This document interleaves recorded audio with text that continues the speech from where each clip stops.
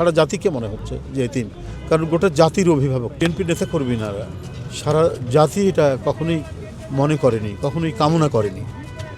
আজকে সেই সবচাইতে কঠিন যে দুঃসংবাদটি সেটি আজকে আমাদের শুনতে হলো, ভোরবেলায় শুনতে হলো যে আমাদের প্রিয় নেত্রী আমাদের মাঝ থেকে চলে গেছেন।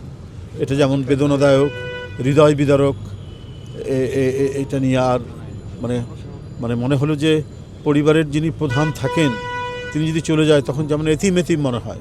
আজকে আমাদের সবাইকে মনে হচ্ছে, সারা জাতিকে মনে হচ্ছে যে এতিম, কারণ গোটা জাতির অভিভাবক ছিলেন তিনি। দুঃখে, কষ্টে, শোকে, সংকটে তিনি যেভাবে জাতিকে আগলে রেখেছিলেন, তার গণতন্ত্র, তাদের অধিকারের জন্য নিজে নির্যাতন সহ্য করেছেন।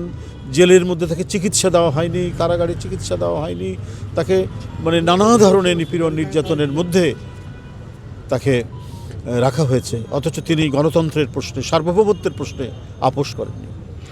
তো এই বিশাল মাপের এক জাতীয় নেত্রী, যিনি আন্তর্জাতিকভাবে তার গণতান্ত্রিক আন্দোলনের জন্য তিনি আজকে খ্যাত, তিনি চলে যাওয়া মানে অভিভাবকহীন হয়ে পড়া।